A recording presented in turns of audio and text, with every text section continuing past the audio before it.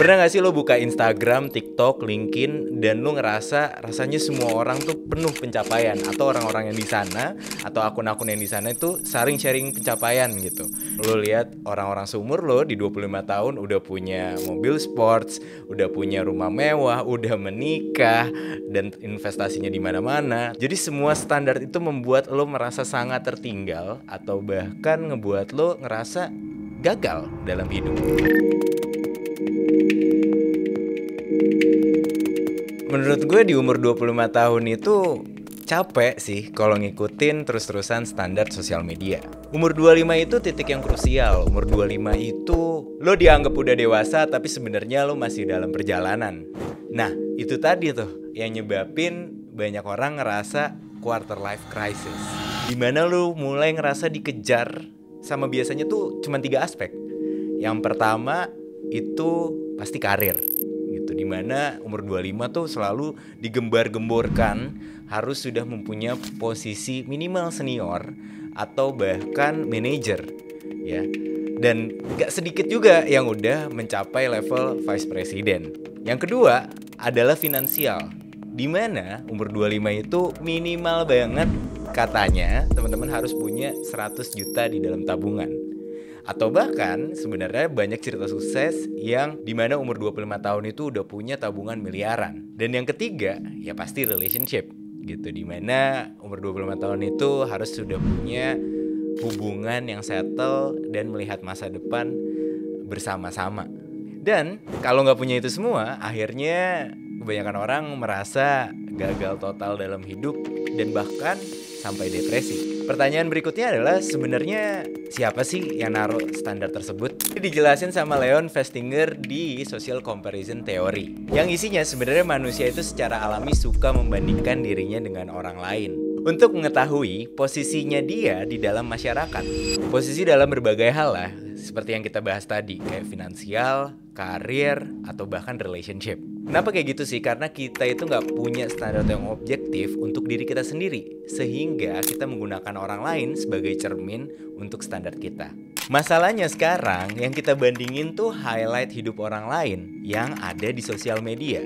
Yang berarti seringkali apa yang ditonjolin ke kalian itu cuman yang bagus-bagusnya aja atau bahkan resultnya. Atau sebagian orang itu punya keperluan entah personal branding ataupun ingin mempromosikan bisnisnya tanpa memikirkan standar kamu. Belum juga ngomongin titik start kita yang dimana setiap orang tuh unik. Ada yang udah punya privilege sehingga bisa startnya jauh lebih ke depan, tapi juga ada yang masih jadi sandwich generation dimana mereka memang gak bisa nabung-nabung untuk menuhin kebutuhan keluarga, atau juga bisa dibilang jadi tulang punggung keluarga. Kalau lo ngerasain hal-hal yang baru aja kita bahas, kali ini gue mau ngasih 3 tips buat teman-teman untuk melewati quarter life crisis. Tips ini bukan tips sukses ataupun tentang pencapaian, tapi bagaimana teman-teman akhirnya memiliki fondasi untuk berjalan ke depannya. Yang pertama adalah prinsip. Jadi kalau ditanya, aku pribadi pun umur 25 tahun tuh apa sih yang paling berimpact, yang akhirnya membuat karir kita atau bahkan finansial tadi growth? Sebenarnya prinsip dulu. Apa yang mau kamu fokuskan? Apakah kamu benar-benar financial stable atau kamu mau kelihatan kaya aja? Kamu mau benar-benar punya karir yang bisa nge-fulfillment atau biar LinkedIn kamu keren aja? Kamu mau punya relationship padahal toxic atau kamu pengen benar-benar punya pasangan yang bisa mendukung kamu untuk sukses dan growth? Nah, prinsip tadi itu biar kamu tahu arahnya. Biar setiap kamu berjalan tuh kamu selalu ingat, dan sehingga distraksi-distraksi yang tadi kita bahas itu tidak mengganggu jalannya teman-teman. Karena pada akhirnya gak semua hal harus kamu kejar. Nah, kalau udah punya prinsipnya, udah tahu arahnya, yang kedua adalah pola dan kebiasaan. Pola hidup itu terlihat memang receh, tapi itu sebenarnya hal yang paling sulit. Karena menjadi konsisten itu sebenarnya yang akan menghasilkan resultnya. Padahal kalau teman-teman udah bisa mengatur pola dan kebiasaan, distraksi-distraksi itu ketika datang tidak akan berimpact apa-apa. Karena teman-teman udah punya jadwal yang padat dan juga udah capek nih untuk mikirin atau bahkan iri terhadap pencapaian orang lain. Sehingga akhirnya yang ada di kepala teman-teman itu cuman besok kita mau melakukan apa dan bagaimana kita menjadi lebih baik dibanding hari kemarin. Yang ketiga adalah prioritas. Kalau teman-teman udah punya prinsip, teman-teman udah juga punya pola, nah teman-teman juga harus memprioritaskan hidup teman-teman gitu. Apa yang mau dikejar dulu nih?